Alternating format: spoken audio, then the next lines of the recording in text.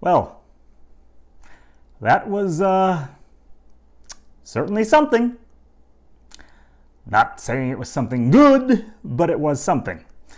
I have explained that I am a lifelong pro wrestling fan, even though I just don't pay as much attention to it as I did as a kid. It just is not as entertaining to me as it used to be. And I think we have here a great example of why. I actually love when pro wrestling and like horror movies kind of cross over. Characters like Kane or The Undertaker are personal all-time favorites.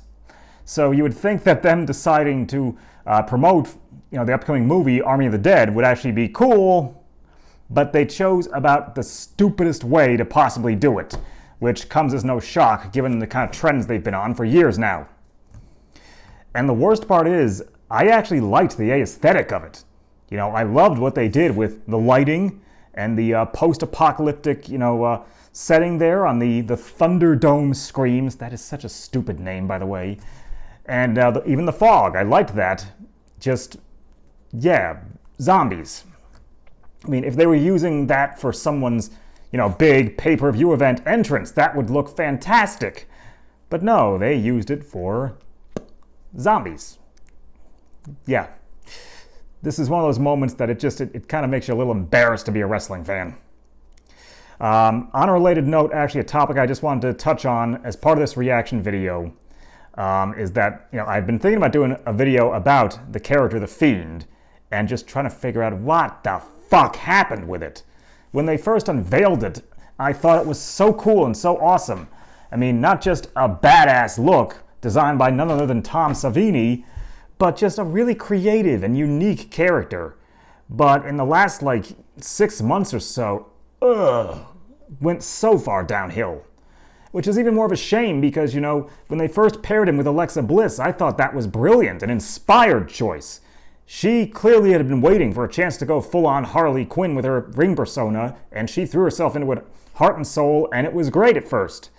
Then they lit him on fire, even though it was a mannequin, and had him come back looking like a lump of chewed bubblegum. And now all this crap with black ooze coming out of her hair, and now she's talking to a doll.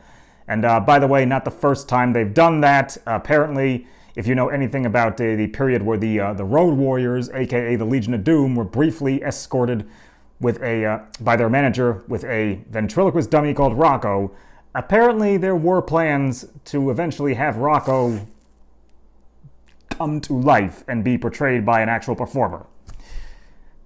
Don't look at me, I didn't make it up.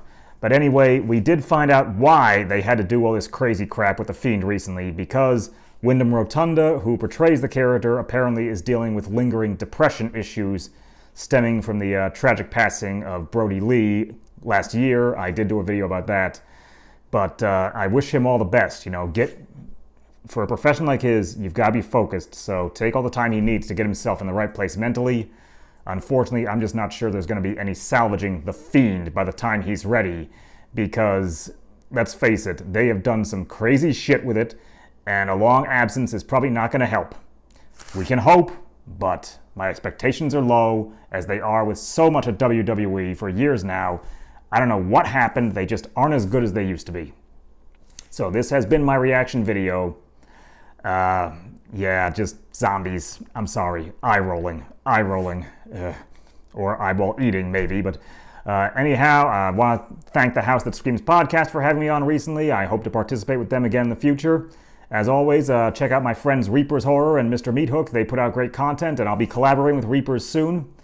And once again, folks, just take your precautions, look out for each other, wear your mask, wear your gloves, watch out for zombies. Eat, drink, and be scary. I'll see you next time.